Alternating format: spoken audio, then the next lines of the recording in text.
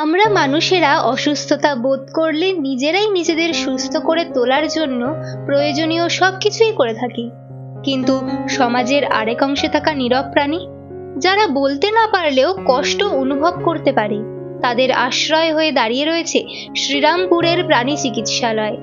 হুগলি জেলার শ্রীরামপুর শহরের মাহেশের বাজার সংলগ্ন এলাকায় জিটি রোডের ওপরেই অবস্থিত রয়েছে এই পশ্চিমবঙ্গ সরকার কর্তৃক পরিচালিত প্রাণী চিকিৎসালয়।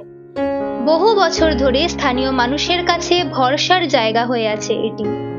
কুকুর, বিড়াল, খরগোশ সহ বিভিন্ন প্রাণীর চিকিৎসার জন্য প্রতিদিনই এখানে মানুষের আনাগোনা লেগে থাকে। সোম থেকে শুক্র সকাল 11টা থেকে দুপুর 1:30টা পর্যন্ত এবং শনিবার সকাল 10টা পর্যন্ত খোলা থাকে এই চিকিৎসালয়। রবিবার সম্পূর্ণভাবেই বন্ধ থাকে এটি। তবে সময়ের সঙ্গে সঙ্গে এই প্রতিষ্ঠানটি কিছুটা অবহেলার শিকার হয়েছে। বর্তমানে চিকিৎসালয়টি গাছপালা ও লতাগুল্মের ঘেরাটোপে যেন নিজেকে আড়াল করেছে। যথাযথ যত্নের অভাবে আজ এই চিকিৎসালয়টি রাস্তা থেকে দেখতে পাওয়া কার্যত দুষ্কর। প্রাণী চিকিৎসালয়ের কোনো সাইনবোর্ড না থাকায় এবং চারপাশ গাছপালায় ঢেকে যাওয়ায় অনেক সাধারণ মানুষই হয়তো এই গুরুত্বপূর্ণ চিকিৎসা কেন্দ্রটির অস্তিত্ব সহজে বুঝতেই পারেন না।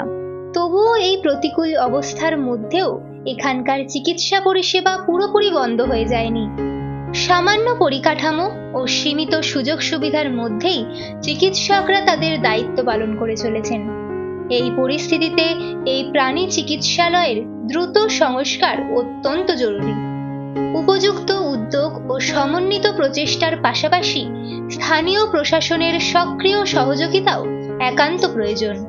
নিয়মিত পরিষ্কার পরিচ্ছন্নতা, আধুনিক চিকিৎসা সরঞ্জাম ও উন্নত পরিকাঠামো সহ সুসজ্জিত রূপে গড়ে তোলা হলে এই কেন্দ্রটি আবারও তার পূর্বের গুরুত্ব ফিরে পাবে।